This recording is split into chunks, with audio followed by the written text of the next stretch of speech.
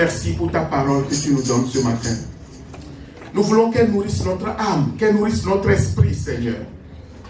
Je te prie que tu nous donnes la capacité de la comprendre. Nous ne voulons pas passer à côté, Seigneur. Nous ne voulons pas, Seigneur, la mécomprendre, Seigneur. Aide-nous à saisir ce que tu as à nous dire ce matin. Et que tout soit pour ta gloire. Dans le nom de Jésus-Christ, notre Seigneur, nous avons prié. Amen. Amen. Gloire à Dieu. Ouvrons nos Bibles dans le livre de Jean, chapitre 11. Merci Seigneur. À partir du verset 1. Jean 11, verset 1. Il y avait un homme malade, Lazare, de Béthanie, village de Marie et de Marthe, sa sœur. C'était cette Marie qui oignit de parfum le Seigneur et qui lui essuya les pieds avec ses cheveux. Et c'était son frère Lazare qui était malade.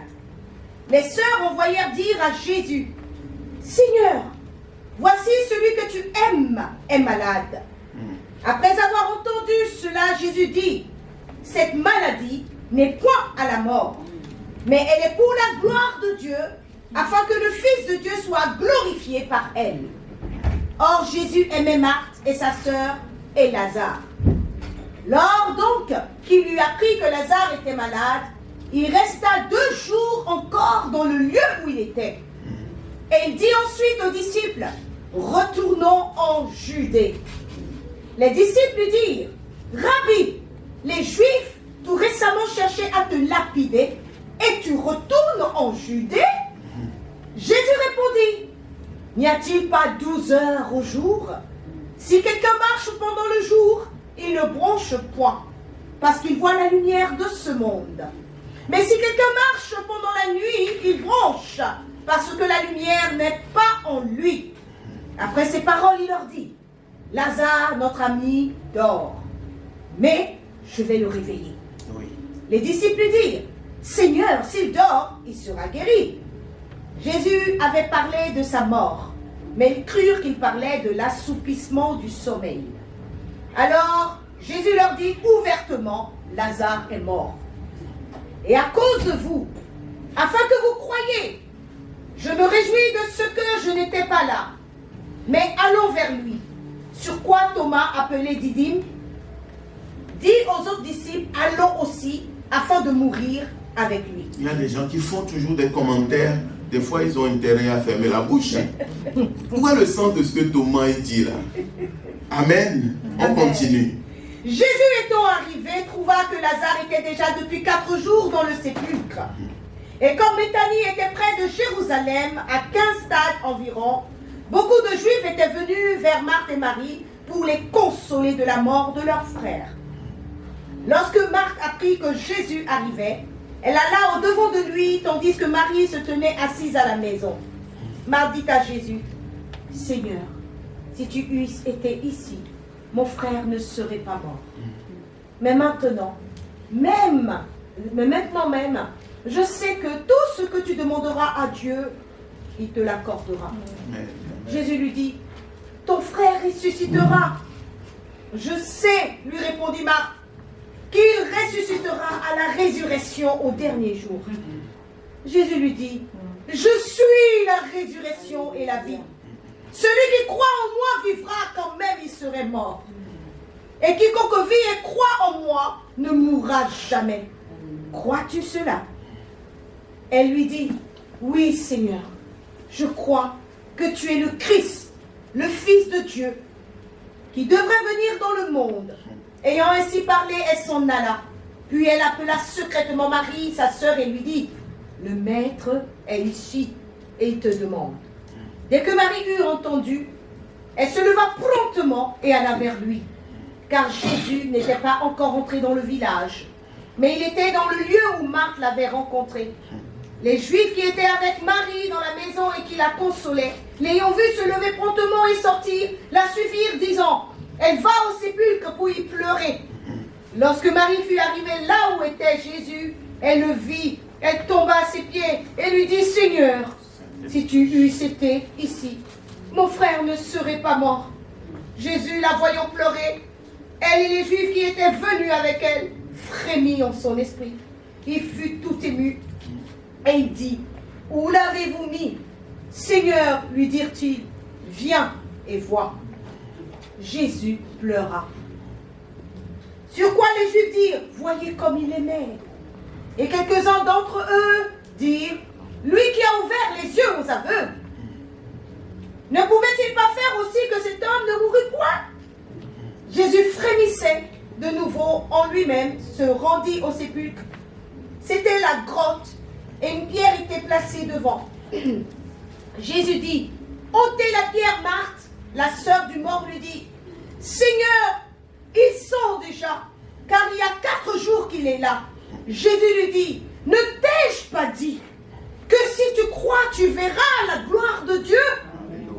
Ils ôtèrent donc la pierre, et Jésus leva les yeux en haut et dit, Père, je te rends grâce de ce que tu m'as exaucé. Alléluia. Pour moi, je savais que tu m'exauces toujours, mais j'ai parlé à cause de la foule qui m'entoure, afin qu'ils croient que c'est toi qui m'as envoyé. Alléluia. Ayant dit cela, il cria d'une voix forte, Lazare, sors! Alléluia. Et la mort sortit. Les pieds et les mains liés. Et le mort sortit. Les pieds et les mains liés de bandes et le visage enveloppé d'un linge. Jésus lui dit, déliez-le et laissez-le aller. Plusieurs des Juifs qui étaient venus vers Marie et qui virent ce que fut Jésus crurent en lui. Mais quelques-uns d'entre eux allèrent trouver les pharisiens et leur dire ce que Jésus avait fait. Amen. Amen. Oh, on acclame la parole de Dieu. Alléluia. On acclame la parole de Dieu. Amen. On acclame la parole de Dieu, frères et sœurs. On acclame la parole de Dieu. Vous savez, quand ma soeur lisait, je me disais, hé Seigneur, comment je vais faire pour prêcher cette parole ce matin? Je dis la vérité. Amen. Je n'ai pas dormi cette nuit. Je dis, Seigneur, comment je vais faire pour dire tout ce que tu as mis dans mon cœur? Frères et sœurs, quelqu'un est malade. On dit que cet homme, c'était l'ami de Jésus, un homme que Jésus aimait. Celui que tu aimais est malade. Amen. Et la famille, les sœurs ont envoyé chercher Jésus. Viens à notre secours. Viens vite parce que ton ami est malade, ce qui est tout à fait normal. Jésus dit, pas de problème, allez-y, j'arrive bientôt. Allez-y, j'arrive bientôt. Sauf que Jésus a encore traîné quelques jours. Et le temps que Jésus arrive, le pire est arrivé. Frères et sœurs, cette famille, imaginez l'état dans lequel se trouverait cette famille. Jésus nous a promis qu'il arrivait bientôt. Amen. Amen. Jésus nous a promis qu'il viendrait guérir notre frère. Et voici, notre frère vient de mourir. Et mon message de ce matin, le message que le Saint-Esprit a déposé sur mon cœur ce matin, c'est l'espérance de l'Église. Amen. L'espérance de l'Église. L'Église attend la venue de Jésus-Christ. L'Église attend le retour de Jésus-Christ. N'est-ce pas? N'est-ce pas notre espérance? N'est-ce pas une espérance merveilleuse? Comme Lazare, Marie et Marthe attendaient la venue de Jésus. Cette famille attendait que Jésus vienne. Sauf que Jésus n'est pas arrivé à temps. Et le pire est arrivé. Amen. Le premier point, c'est que le véritable message de l'Église, le message que l'Église doit prêcher au monde, est différent du message que l'Église doit se prêcher pour s'encourager, pour se motiver, pour garder la foi. Et quand nous nous parlons entre nous en tant qu'enfants de Dieu, nous devons nous encourager, nous devons nous motiver, nous devons nous dire, mon frère, tiens bon, ma soeur, tiens bon, parce que notre maître revient bientôt. Amen. Et dans Jean 14, il a dit, je vais vous préparer une place. Et quand j'aurai fini, je vais revenir. Et je vous prendrai avec moi. Amen. C'est la promesse que Christ a faite pour nous. Par contre, quel message devons-nous donner au monde? Quel message l'Église doit prêcher au monde? L'Église a un message à prêcher au monde. Je vais être bref ce matin. Le message que l'Église doit prêcher au monde, ce n'est pas Jésus revient bientôt. Ça peut choquer, hein? Mais pardonnez-moi. Et suivez-moi jusqu'au bout de cette pensée que Dieu a mis dans nos cœurs pour nous. Alléluia. Le message que l'Église doit annoncer au monde, ce n'est pas Jésus revient bientôt. Le message, mais quel est ce message que l'Église doit apporter au monde? L'existence de la résurrection. Il y a une vie après la mort. Amen. Le message que nous devons prêcher à ceux qui sont au dehors, parce qu'ils ne croient pas en Christ. Si tu vas lui dire que Jésus revient bientôt, ce n'est pas pour lui. Ce message, c'est pour ton frère, pour ta soeur, pour qu'il puisse tenir bon dans la foi, pour qu'il puisse s'attacher à Christ, pour qu'il puisse continuer la marche jusqu'au bout. Amen. Mais pour ceux du dehors, le Seigneur dit que vous devez leur dire que la mort est certaine. Mais que la mort ne signifie pas la fin de toute chose. Il y a une résurrection après la mort. Amen. La Bible dit que tous vont mourir, mais tous vont ressusciter. Amen. Amen. Tournez avec moi dans Ecclésiaste 12. Rapidement, on va lire quelques versets. Le message de la résurrection des morts. Nous devons prêcher que les morts ressusciteront. La mort ne signifie pas la fin de toute chose. Et c'est avec ce message que Dieu lui-même va toucher des cœurs pour ramener des âmes à lui. Amen. Ecclésiaste 12 à partir du verset 1. Ecclésiaste 12, verset 1. Oui, écoutez bien. Oui. Réjouis-toi dans ta jeunesse. Livre ton cœur à la joie pendant les jours de ta jeunesse. Marche dans les voies de ton cœur et selon les regards de tes yeux. Profite. Mais sache que pour tout cela, Dieu t'appellera en jugement. Amen. Bannis de ton cœur le chagrin et éloigne le mal de ton corps. Oui. Car la jeunesse et l'aurore sont vanité. Mais souviens-toi de ton Créateur pendant les jours de ta jeunesse. Ah oui. Avant que les jours mauvais n'arrivent et que les années s'approchent où tu diras, je n'y prends point de plaisir. Avant que s'obscurcisse le soleil et la lumière, la lune et les étoiles et que les nuages reviennent après la pluie, temps où les gardiens de la maison tremblent, où les hommes forts se courbent, où celles qui moulent s'arrêtent parce qu'elles sont diminuées, où ceux qui regardent par la fenêtre sont obscurcis, où les deux battants de la porte se ferment, sur la rue, quand s'abaisse le bruit de la meule. Le parcours de la vie, jeunesse, vieillesse, parce qu'on ne parle pas de ces choses dans nos églises. Bien aimé, la vie, ce n'est pas que la force, l'énergie, le punch, jusqu'à non. Il y a un temps, il dit qu'on redoute ce qui est élevé. Tu vois il vient sur l'estrade là, tu arrives devant, et si tu regardes bien l'estrade, avant de mettre un pied. Alléluia. Il y a un temps où on est jeune, on est plein d'énergie, on peut aller où on veut, on peut courir où on veut. Dieu dit, jeune, profite. Mais n'oublie pas ton Créateur. Mais il dit qu'il y a un temps qui viendra où la sauterelle, la gazelle va devenir pesante. Amen. Où on va redouter ce qui est élevé. Où on va se lever au son des oiseaux. Ça dit que matinal, tu dors à peine 2-3 heures, c'est suffisant, tu es déjà réveillé. Si vous parlez avec les personnes âgées, ils vous diront, ils ne dorment pas beaucoup. Matinal, alléluia. Et à la fin, il dit que, où les battants de la porte vont se refermer à un moment, où la terre, la poussière va retourner à la poussière, et où l'esprit va retourner vers Dieu qui est son créateur. Tout ça pour dire que, bien aimé, nous sommes passagers et voyageurs.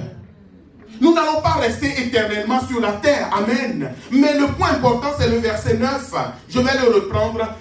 Avant que la poussière retourne à la terre, comme il y était, et que l'esprit retourne à Dieu qui l'a donné. Ça veut dire que quand quelqu'un meurt, tout n'est pas fini. C'est ça le message de la résurrection.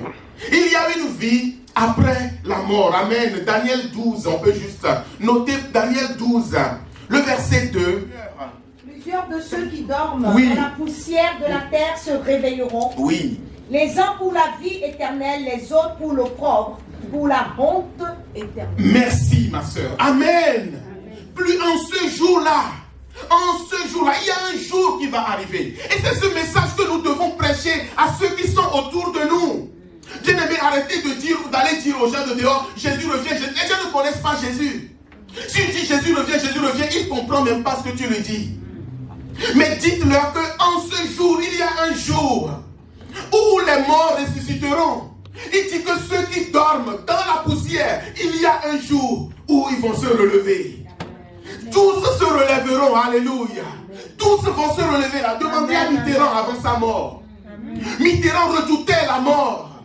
Toute personne intelligente pense à que va-t-il se passer après ma mort. Ceux qu'on considère dans le monde là, c'est la question qui les perturbe le plus. Que se passera-t-il après ma mort? Et l'Église doit pouvoir dire au monde que nous ne vivons pas juste ici et que juste après, nous allons nous évaporer. Vous voyez, Dieu va répandre ses cendres sur le lac où il aime se promener. Et puis, waouh, mais quelques fleurs là-bas. Mes amis, c'est plus compliqué que ça. Parce que Dieu dit que ce qui est retourné à la terre, quelque chose va se relever. Quelque chose va se relever. Les uns pour la vie éternelle, mais les autres pour la honte, pour l'opprobre éternel. Amen. Et Jean 5, dans Jean 5, on va le lire aussi, on va beaucoup lire ce matin. Jean 5, verset 29.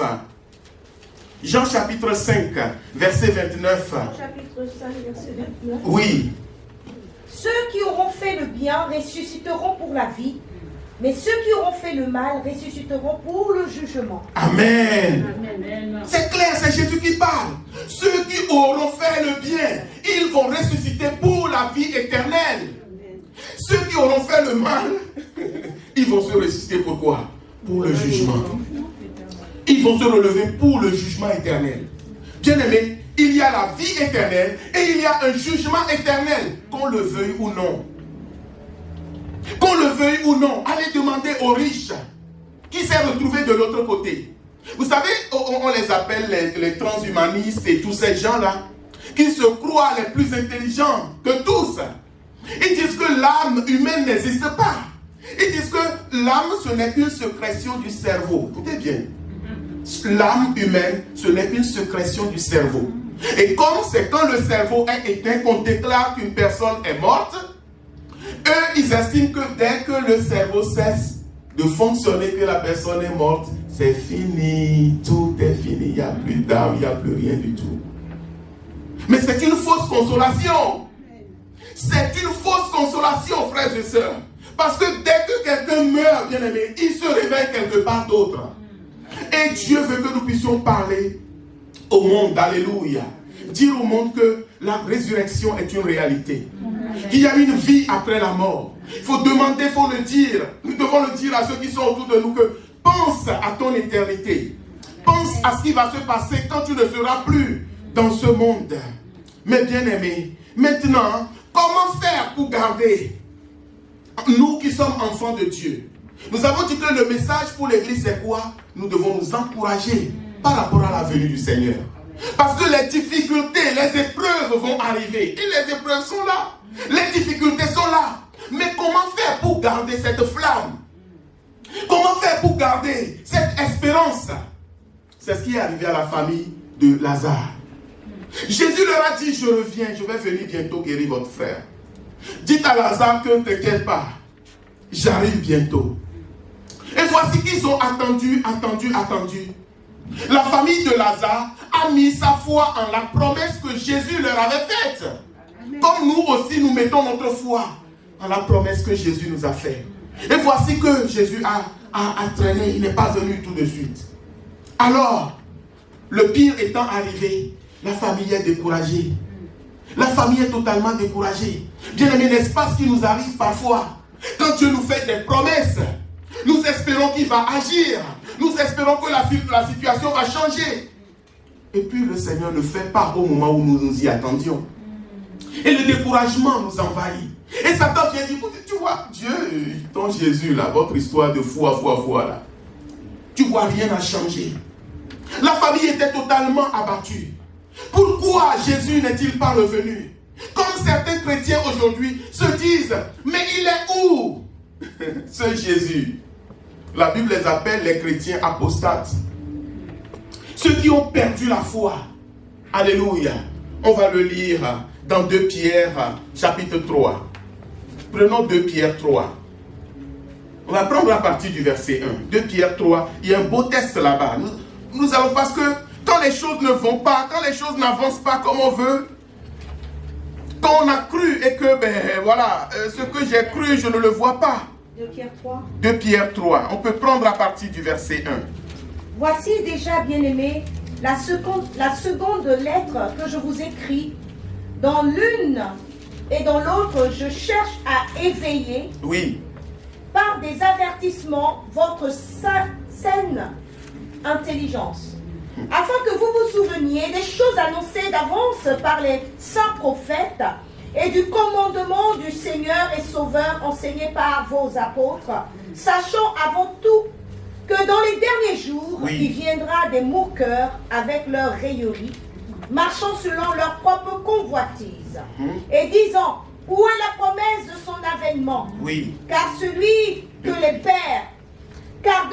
que les pères sont morts, oui, tout demeure comme dès le commencement de la création. Ils veulent ignorer en effet que les cieux existèrent autrefois par la parole de Dieu, de même qu'une terre tirée de l'eau est formée au moyen de l'eau, et que par ces choses le monde d'alors périt submergé par l'eau, tandis que par la même parole, les cieux et la terre d'à présent sont gardés et réservés pour le feu, pour le jour du jugement et de la ruine des hommes impies.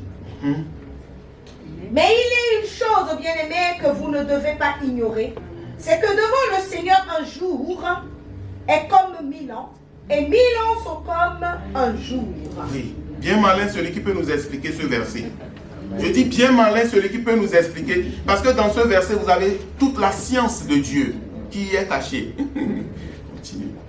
Le Seigneur ne tarde pas dans l'accomplissement de la promesse, comme quelques-uns le croient, mais il use de patience envers vous. Oui. Ne voulons pas qu'aucun périsse, mais voulons que tous arrivent à la repentance. Amen. Le Seigneur ne tarde pas, merci. Les gens disent que, oh, il a dit Jésus va revenir. Vous chantez ce chant depuis, mais il est où? Depuis 2000 ans, on attend toujours. Il est où? Allons, mangeons. Allons, buvons. Même les pasteurs sont fatigués de prêcher Jésus-Christ. Maintenant, prêchons autre chose. Trouvons de nouvelles doctrines. Racontons aux gens ce qui va leur faire plaisir. Jésus revient, mais je vais donner des coups de coude à mon frère à côté. Jésus va revenir, mais je peux donner des coups de poing à ma soeur. Dans le ventre, hein. Pas à l'épaule. Hein. Là où ça va vraiment faire mal. Jésus revient, mais je vais être en train de jalouser un frère, une soeur. Jésus revient, mais je vais être, je ne sais pas, des choses, des magouilles, des mensonges. Ça veut dire que nous disons des choses que nous ne croyons pas nous-mêmes. Frères et sœurs, moi j'estime que si nous croyons réellement que Jésus va revenir, ça doit se voir dans notre attitude. Amen. Ça doit se voir dans notre attitude. Amen. Vous savez, il y a un message important que Jésus a laissé à ses disciples. Il dit, si vous vous aimez, le monde saura que vous êtes mes disciples. Le centre de l'église, c'est l'amour mutuel. Alléluia. La fausseté, le mensonge, la méchanceté, la violence. Comment tu peux haïr ton frère, haïr ta soeur? Tu es en train de... Et tu dis Jésus revient, mais il ne revient pas pour toi. Il ne revient pas pour toi. Alléluia. Amen. On dit Jésus revient, mais l'église qui est à côté, tu es en train de la critiquer. Tu critiques quoi? Tu critiques. Oh, j'ai vu que cette église-là est tombée, est renversée. Oh, j'ai vu que le pasteur là, où il est maudit, elle est maudite même. Tu dis que Jésus revient. De quel Jésus parles-tu? Frères et sœurs. Frères et sœurs. Il dit que le Seigneur ne tarde pas. dans l'accomplissement de la promesse, comme quelques-uns le croient. Mais il use de patience envers vous, ne voulant pas qu'aucun périsse, mais voulant que tous. Est-ce que c'est ce qui est écrit dans vos Bibles? Mais il y a des chrétiens, ils n'espèrent même pas que les gens vont se repentir. Il dit que Dieu ne veut pas qu'aucun périsse, mais il veut que tous parviennent à la repentance. Quand toi tu es en train de dire le pasteur qui fait n'importe quoi de l'autre côté, tu dis, oh regardez les gens là-bas, ceci, cela, oh ils vont voir, oh bientôt, oh tout c'est l'enfer. Le ciel est en train de prier que ces gens-là se répandent. Et si nous sommes réellement enfants de Dieu, nous devons prier pour la repentance, d'abord en commençant par la maison de Dieu. Parce que la Bible dit que le jugement de Dieu va commencer à partir de la maison de Dieu. Dieu veut que son peuple change d'attitude. Amen. Dieu veut que son peuple, ceux qui se sont égarés, reviennent à lui. Dieu veut que son peuple puisse se préparer pour réellement attendre la venue de son fils bien-aimé. Alors, décourager cette famille, abattu, Lazare est mort. Ils sont partis l'enterrer. 4 jours déjà. Et contre toute attente, on vient annoncer que Jésus arrive. On vient annoncer à cette famille que Jésus arrive. La Bible dit que Marthe a couru à sa rencontre. Marthe est allée rencontrer Jésus. Et quand elle a vu Jésus, elle dit, allez dire à ma soeur Marie que le maître est ici. Bien-aimé, que Jésus tarde ou qu'il ne tarde pas, ceux qui l'aiment, écoutez-moi bien, ceux qui aiment réellement Jésus, quand Jésus va arriver, ils iront à sa rencontre. Là, vous n'avez pas compris. Tous étaient découragés. Marie, Marthe, tous étaient découragés. Tous n'espéraient plus quelque chose. Mais leur amour pour Jésus, ça dit que pour eux, la situation est déjà gâtée, quoi. Je parle en français, hein. La situation est déjà gâtée. Le gars, il est mort. On l'a enterré. Bon, ok. Plus d'espoir. Mais leur amour pour Jésus, dès que Jésus est arrivé, Marthe a couru à sa rencontre. Amen. Elle a envoyé dire à sa soeur, hé, le maître est ici, alléluia. Le maître est ici. Dès qu'on a dit à Marie que Jésus est là, la Bible dit que Marie se leva elle aussi promptement et courut à sa rencontre. Amen. Frères et sœurs, je ne sais pas où tu te trouves ce matin. Peut-être qu'il y a une situation dans ta vie qui est comme déjà morte. Mais je suis venu te dire de la part de Jésus. Peut-être Jésus n'est pas venu au moment où tu t'y attendais. Ce matin, Jésus arrive.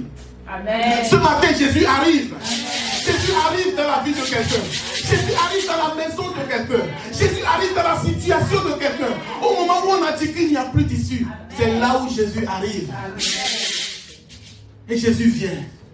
Et quand Jésus est arrivé, bien-aimé, il va dire 3 paroles. Jésus va dire, premièrement, ne t'ai-je pas dit? Ne t'ai-je pas dit que si tu crois? Ne t'ai-je pas dit que si tu crois?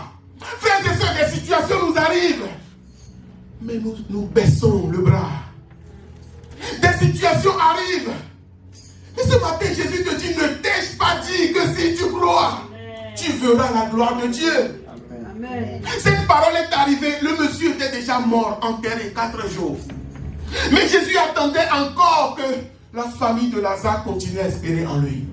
Amen. Jésus attendait que cette famille continue à croire en lui. Amen. Quelle est ta situation ce matin? Qu'est-ce que tu traverses ce matin?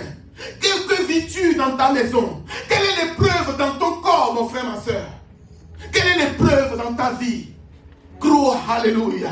Et tu as besoin de, nous avons besoin de croire contre toute espérance. Amen. Alléluia. Bien-aimé, il y a 2 bénédictions puissantes que Dieu nous a données dans cette maison. Dieu nous a donné la parole. Amen. Alléluia. Amen. Et il nous a donné la grâce. Amen. La grâce pour manifester les dons de puissance. Amen. Je ne fais pas de la publicité, mais c'est des choses que Dieu veut utiliser pour toucher plusieurs. Amen. Amen. Pasteur, c'était quel texte qu'on a lu dans Luc? C'était Luc 5 qu'on a lu vendredi. Oui, Luc 5. Oui, verset à partir du verset 15. Luc 5, verset 15. Oui. Verset 15. Oui. Sa renommée se répandait de plus en plus et les gens venaient en foule pour l'entendre et pour être guéris de leur maladie. Pierre. Amen. la renommée de Jésus, écoutez bien frères et sœurs, se répandait de plus en plus. Et les gens venaient en foule pour l'entendre, et pour être guéris de leur maladie. Les gens venaient en foule. La renommée de Jésus se répandait. Et la renommée de Jésus va se répandre à partir de cette maison. Amen. Et quand les gens vont venir, ils vont entendre Jésus, c'est-à-dire qu'ils vont écouter la prédication de l'évangile de Jésus-Christ. L'évangile qui sauve. Amen. Amen. L'évangile qui sauve. Alléluia. L'évangile qui sauve. Et il dit que, et il guérissait ceux qui étaient malades. Et pour être, donc les gens venaient en foule pour l'entendre et pour être guéris de leur maladie. Amen. Pour être guéris de leur maladie. Dans cette maison, alléluia, la grâce de la guérison est là. Amen. Alléluia. Amen. Si vous avez des gens qui sont malades, si vous connaissez des gens qui luttent contre des maladies, invitez-les à l'église. Amen. Ne leur dites pas que vos pasteurs sont très forts. Non. Il n'y a personne qui est fort ici. Moi, je ne suis pas fort, ni le pasteur, ni je ne sais qui. Mais il y a quelqu'un dans cette maison. Il y a quelqu'un dans cette maison. Alléluia. Je parle avec assurance parce que quand je suis caché derrière Jésus, je suis tranquille. Amen. Alléluia. Invitez les malades. Frères et sœurs, je vous parle de la part du Seigneur. Faites venir ceux qui souffrent. Faites venir ceux qui sont malades. Faites venir ceux qui sont oppressés. Jésus va les libérer. Amen. Faites venir ceux qui sont malades. Jésus va les guérir. Amen. La parole de Dieu va être donnée et la guérison va se manifester dans les vies. Amen. Vous savez, les plus grandes guérisons s'opèrent dans la vie des païens. Amen. Je ne sais pas si vous avez entendu des témoignages. Les gens qui doutent, les gens qui ne sont pas très croyants, ils disent, mais viens, dis, ah bon, tu penses que ton Dieu il va pouvoir faire quelque chose pour moi? Ah ouais, j'en suis à tel nombre de chimio, je ne sais pas. On m'a dit, bah, tu es sûr que ton Dieu, ben écoute, oui, ben, 6 fois, ben écoute, je te suis, hein, on y va. Et ces personnes arrivent, et pendant la louange, la puissance de Dieu, vous pensez que c'est pendant la prédication? Non. Pendant la louange.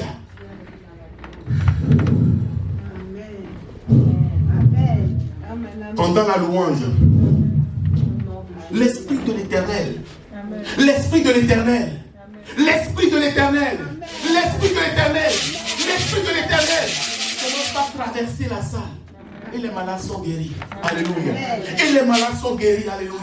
Nous croyons que Jésus veut guérir plusieurs, mais nous avons la responsabilité de leur dire, venez à Jésus. Amen. Rajoutez que ce n'est pas les pasteurs qui sont puissants, c'est Jésus qui est puissant.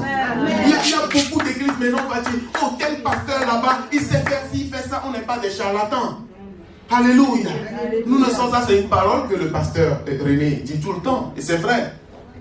C'est vrai. Alléluia. Amen. Nous ne sommes pas des charlatans, nous sommes des serviteurs de Dieu. Alléluia. Moi je le dis en tout, je suis heureux d'être avec cet homme. Alléluia. Parce que je sais que Dieu lui a donné quelque chose. Alléluia. De particulier. Dans le domaine de la puissance, de la guérison et des miracles. Oui, je pèse mes mots. Je pèse mes mots. Amener, inviter les gens. C'est pas lui qui va guérir, mais c'est Jésus qui va guérir. C'est pas moi, Jacob, qui va... Non. C'est Jésus qui va guérir. Amen. Dieu nous a donné ces deux choses. Il nous a donné la parole. Il nous a donné la puissance. Amen. Alléluia. Si on veut commencer les témoignages ici, frères et sœurs, on n'a pas fini le culte. Amen. Alléluia. Mais les dons sont là. Invitons. Alléluia. Amen. Invitons. Encourageons. Vous voyez le combat. Dimanche, vous voyez, cette salle, il n'y avait plus de place. Amen. Mais plusieurs sont en train de dormir au moment où nous sommes au culte ici. Voilà notre défi. Parce que Satan ne veut pas lâcher les gens. Satan ne veut pas libérer les captifs. Il veut tenir les gens sous sa coupe. Il reste comme ça. À la prochaine fête, tu vas. Oui, attends. Quand il y aura une prochaine fête, on va t'inviter, tu iras. Et nous devons prier pour que les gens soient libérés. Alléluia. Beaucoup sont dans les églises, mais ils sont sous les liens, sous le joug du malin. Mais avant de les libérer du joug du malin, ou une fois qu'ils sont libérés du joug du malin, il faudra qu'on leur enseigne comment faire pour garder leur victoire. Comment faire pour garder... Parce que ce n'est pas normal qu'un enfant de Dieu soit malmené par des démons. Je répète, Un enfant de Dieu authentique, Satan ne peut plus te contrôler. Un enfant de Dieu authentique, les démons ne peuvent plus bouger ta vie. Non, non et non. Je n'ai pas besoin de le dire fort, c'est biblique. On va t'apprendre la parole de Dieu. On va t'apprendre. Mais comment voulez-vous que Satan s'éloigne lorsque vous ne vivez pas en accord avec la parole de Dieu? Lorsque vous ouvrez des portes à Satan, vous êtes à l'église, vous êtes chrétien, mais dehors, vous n'êtes pas chrétien, quoi. Dehors, vous vivez comme les païens, des fois même pire que les païens. Et vous allez voir les mêmes personnes qui sont délivrées aujourd'hui, dimanche prochain, quand ils reviennent, leur état est pire. Un mois après, quand ils reviennent, leur état est pire. Et Jésus a donné cet exemple. Il dit qu'on a chassé, il y a un démon qui a quitté une vie. Et quand il est parti, il a vu que la maison a été nettoyée. Et quand nous venons à Christ, quelle que soit notre histoire, Jésus nettoie nos vies. Jésus purifie nos vies. Je n'entends pas vos amens. Jésus nous libère. Jésus brise les chaînes. Il n'y a plus de lien. Quand un chrétien me parle de malédiction, je dis, toi, tu as besoin d'être enseigné. Oui, il y a la malédiction, c'est une réalité. Hein. Ça existe. Hein. Faut pas. Ça existe. Hein. Mais elle peut être brisée. Et après, tu te consacres à Dieu. Et c'est bon. Il n'y a plus de malédiction. C'est aussi simple. Je dis, il n'y a plus de malédiction. Satan va venir te titiller, il va venir frapper à ta porte. Mais qu'est-ce que la Bible nous dit? Résistez au diable. Et il va faire quoi? Il fuira loin de vous. Mais si tu ne résistes pas au diable, et tu dis, c'est encore le truc de mon grand-père qui me revient. Oh, pasteur, il faut que j'appelle.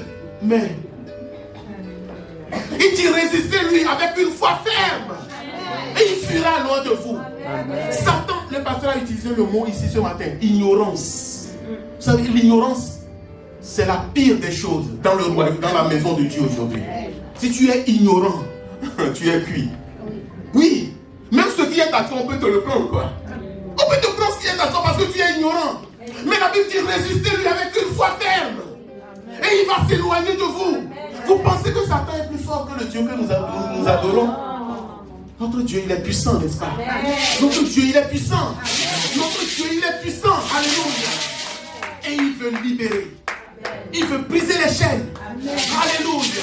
Donc dans cette maison, moi je prie, je dis, mais Seigneur, comment nous allons faire pour avancer? Il dit, déployez les dons que j'ai mis en vous.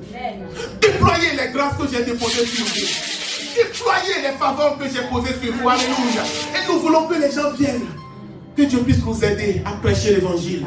Et que ceux qui ont des problèmes, nous allons prier pour eux. Jésus va les guérir. Amen. Jésus va les secourir. Alléluia. Vous savez, quand les gens sont touchés, les gens qui ne connaissent pas la foi, quand Jésus les touche et les guérit, c'est ces personnes qui sont les plus ferventes dans l'église. C'est ces personnes qui sont les plus assidues dans la maison de Dieu. Parce que ces personnes ont fait une expérience avec le Seigneur. Alléluia. Mais viens à mon église, viens à mon église, viens à mon église, bien aimé. Ce n'est plus suffisant. Ce n'est plus suffisant. Viens à mon église, viens à mon église, viens à mon... Non, mais tu ne pries même pas. Tu dis à la personne, tu ne pries même pas pour lui. Alléluia. Oh, bien aimé, que Dieu nous aide. Amen. Que le Seigneur nous donne la grâce. Amen. Amen. Non, Dieu ne tarde pas dans l'accomplissement de ses promesses. Amen. Mais il veut, alléluia, que beaucoup se convertissent et qui viennent à lui. Amen. Amen. Alors, bien-aimés, certains disent que rien n'a changé, mais les choses n'ont-elles pas changé? Vous ne voyez pas que les choses ont changé? Quand tu vois toi-même ta vie, tu ne vois pas que quelque chose change. Quand tu vois les années passées, tu vois ton visage au miroir, tu ne constates pas que quelque chose est en train de changer?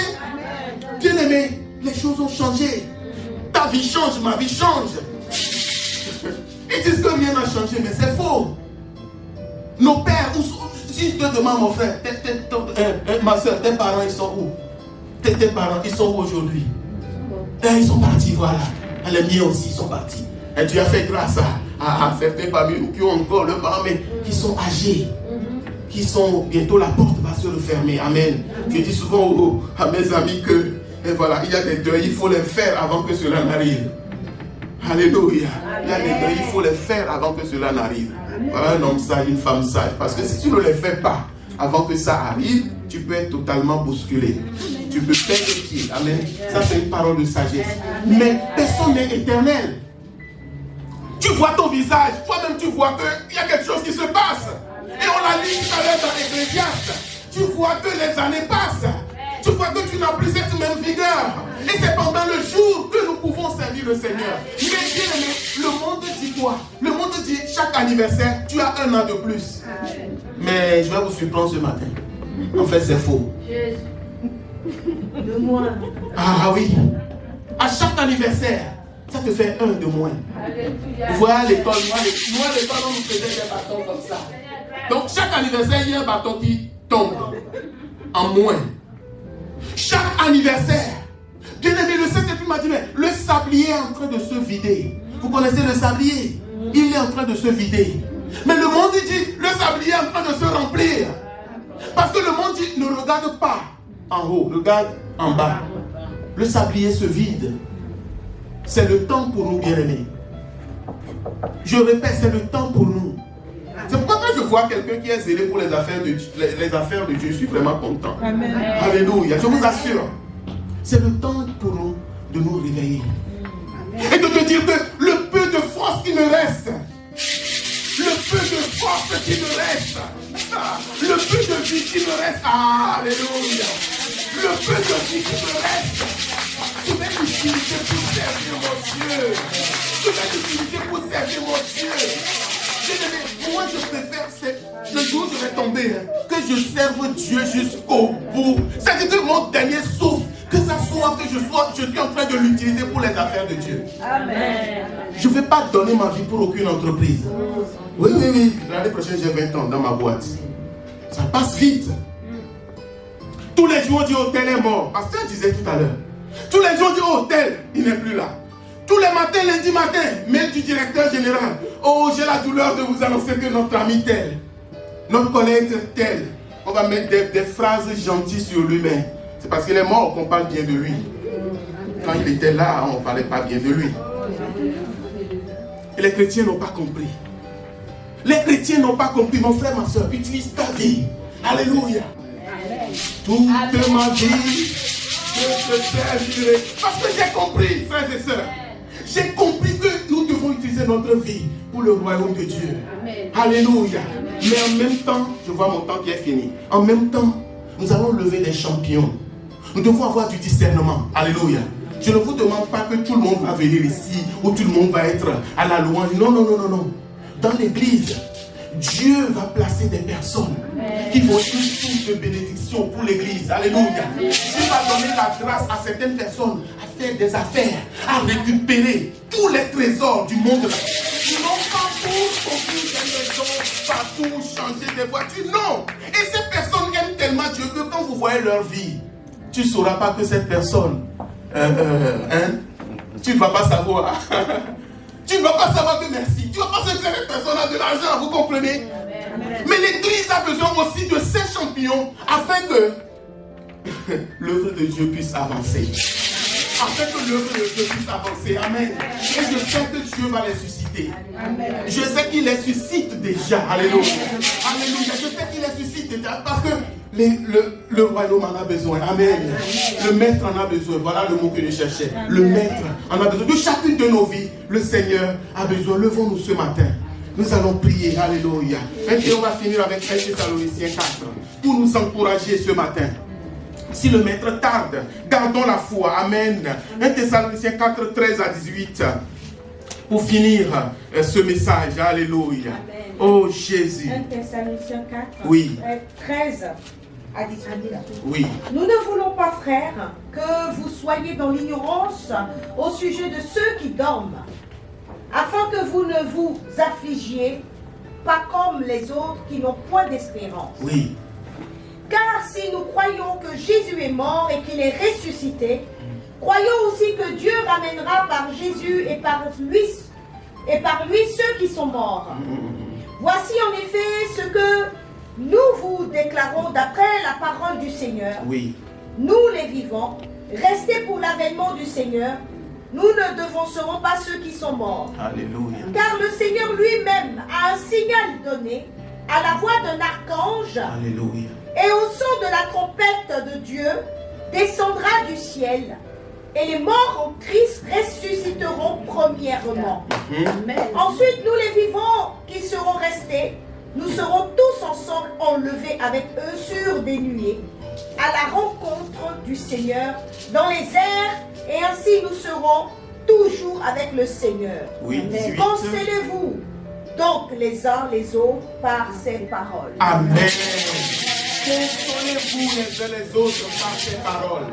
Consolez-vous les uns les autres. Quand un enfant de Dieu meurt, quand un enfant de Dieu est malade, et malheureusement il n'est pas guéri, et quand un enfant de Dieu part, meurt, comme Lazare est mort, bien aimé, Dieu reste Dieu. Amen. Dieu reste le même. Dieu n'a pas changé. Quand la situation est difficile, semble sans issue, Dieu reste Dieu. L'apôtre dit, consolez-vous les uns les autres. Parce que ceux qui sont morts, c'est eux qui vont se relever les premiers. Et ceux qui seront encore vivants, ils seront tous transformés pour aller à la rencontre du Seigneur. Amen. C'est une parole d'espérance pour nous. Amen.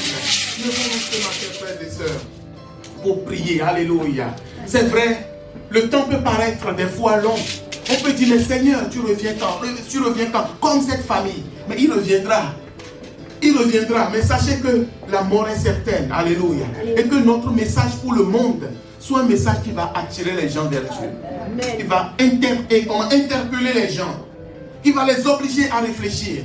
Il ne peut pas te dire que tu lui parles de religion. Non, non, non. Tu lui parles de quelque chose d'important. Il y a une vie après cette mort. Amen. Il y a une vie après cette mort. Amen. Et peut-être faudra que tu commences par réfléchir à cette question. Pense-y. Tu peux dire c'est une question philosophique très profonde. Là, il va cligner des yeux. Parce que tu ne lui parles pas de religion, tu lui parles de lui. Tu lui parles de lui. Alléluia. Disons, Seigneur notre Dieu, merci. Merci pour ta grâce. Aide-nous. Aide-nous, Dieu de grâce. Si tu as retenu une parole ce matin, gloire à Dieu. Alléluia.